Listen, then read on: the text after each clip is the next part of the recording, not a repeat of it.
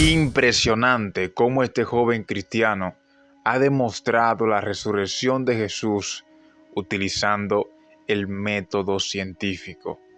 Yo sé que muchos tienen la idea de que lo científico va contrario a lo que dice la Biblia, pero este joven da una explicación tan clara y tan precisa que muchos han quedado impresionados. Quédese hasta el final de este video, dele like y deje su comentario. Veamos. ¿Crees que Mahatma Gandhi le liberó a la India? Sí, Pero no estuviste presente. ¿Crees, por ejemplo, que Abraham Lincoln le liberó a los esclavos en Estados Unidos? claro. Pero no estuviste presente. Bueno, ¿y vos crees que Yuri Gagarin fue el primer hombre en el espacio? Pero no viajaste a reconocer. Entonces, el 80% de todo nuestro conocimiento está basamentado en fe, aunque nosotros no lo hayamos probado técnicamente. La cuestión es, ¿fue Martin Luther King el líder de derechos civiles? Sí. O sea, John F. Kennedy. Sí, Entonces, todos esos fenómenos nosotros creemos a pesar de que no lo presenciamos. ¿Por qué? Porque el método científico precisamente fue creado, o fue, mejor dicho, teorizado y falsado con el propósito de que nosotros podamos probar eventos en una situación controlada en presencia de aquellos seres que dudan del hecho. Es decir, si vos, por ejemplo, no crees que una rana va de alguna u otra manera, voy a poner un ejemplo un poco más entendible, bajándonos un paso para atrás. Una ranita, es muy probable que nosotros creamos que si le ponemos agua caliente va a saltar de la olla. Entonces, ¿qué hago yo para demostrar eso? Me voy en una cocina, pongo una paila o una olla, pongo agua caliente y le pongo a la ranita. Y ahí probamos que básicamente la ranita va a saltar, porque se va a quemar sus piecitos. Eso es una situación controlada. Ahora, ¿cómo probás la resurrección de Cristo en una situación controlada? No se puede, porque pasaron 2000 años de eso. Entonces, ¿cuáles son los primeros registros que nosotros tenemos de ese hecho para darle su veracidad? Y un ejemplo muy claro, nosotros por ejemplo vemos que hay innumerables historiadores judíos, romanos y gente que ni siquiera era cristiana, gente que era muy escéptica, que de alguna u otra manera no tenían nada que ver con el cristianismo, ni siquiera murieron siendo cristianos. Y hay dos fuentes. La interna son de los 11 discípulos. Hay 11 personas en la historia, literalmente 11 personas, que se hayan puesto de acuerdo para morir por una causa. Yo no he encontrado hasta ahora. Y si hay una persona que lo haya encontrado, que nos demuestre.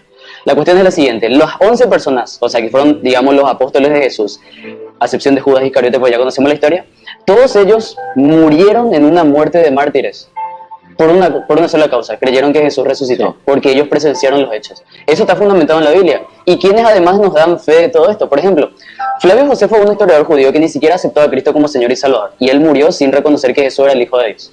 Y sin embargo, él habla de todo esto en sus escritos, y muchos dicen que fue adulterado aunque no tengan prueba de ello. Y la cuestión es que él decía, había por aquellos tiempos una persona o un hombre, si es que es lícito llamarlo un hombre, por las maravillas que hacía. Porque él sanó personas, liberó de alguna u otra manera, murió por su pueblo, se sacrificó, resucitó al tercer día.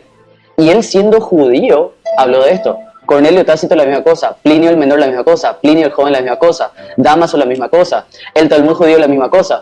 Y todas estas fuentes, que dicho sea de paso, uno lo puede verificar porque tenemos excelentes materiales como el ex ateo que es Josh McDowell, está en la literatura apologética clásica que todo cristiano debería leer, y la misma cosa William Lane Craig con Fe Razonable. O sea, estos libros son apoyos que nos sirven justamente para ir a toda la fuente, porque después me van a preguntar, ¿y dónde sacas todo eso? Bueno, los mejores ateos de la historia, que yo supongo que están mucho más preparados que los ateos modernos, quisieron refutar el cristianismo, encontraron en la historia esto que yo estoy contando y nos trajeron a colación para que hoy nosotros podamos presentar a las personas y sepan cómo defender la fe. Dios le bendiga de manera muy especial a cada uno de ustedes. Gracias por siempre estar con nosotros y apoyarnos dándole like al video, compartiéndolo, y gracias por suscribirse a nuestro canal.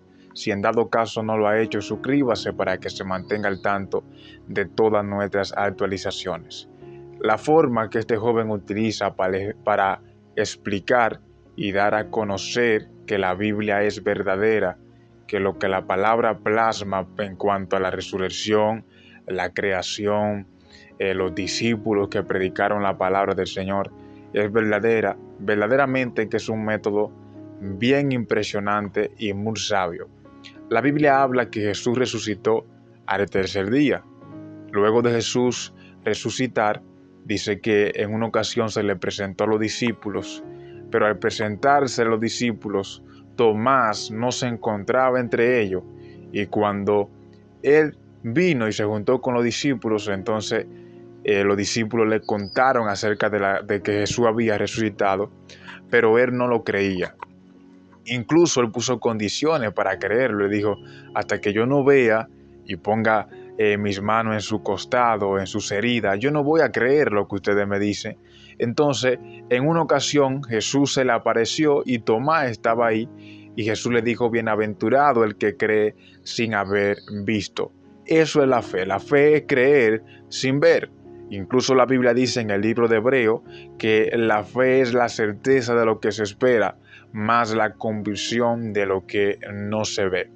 Pero según lo que utiliza este joven, por ejemplo, los 11 discípulos, ya que Judas se quitó la vida, ya no estaba con ellos, entonces los 11 discípulos estaban en una convicción de que ellos dijeron, tenemos que predicar lo que nosotros hemos visto, tenemos que hablar lo que nosotros hemos visto. Ellos estaban dando a conocer lo que ellos vieron con sus ojos. Y por eso en la Biblia está plasmado hoy en día lo que ellos vivieron. A ellos no les importó morir. ¿Por qué? Porque ellos tenían una convicción de que lo que ellos vieron fue verdadero. ¿Usted se imagina morir por algo? Usted tiene que tener una buena convicción para usted morir por algo.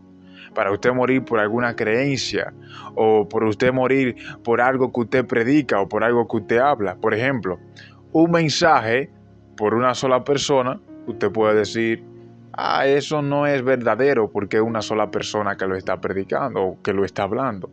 Pero cuando son 10 o hasta 5 personas que están diciendo lo mismo, usted tiene que prestar atención y decir, algo está pasando. Algo está sucediendo. Es verdadero lo que me están diciendo porque nada más no es una sola persona, son varias personas. Entonces, al pasar del tiempo, podemos comprobar, me refiero a los que no son creyentes, porque yo soy una persona de fe y yo creo que la palabra es verdadera, que Jesucristo vino y murió por la humanidad y que también resucitó y está sentado a la diestra del Padre y que pronto vendrá por la iglesia.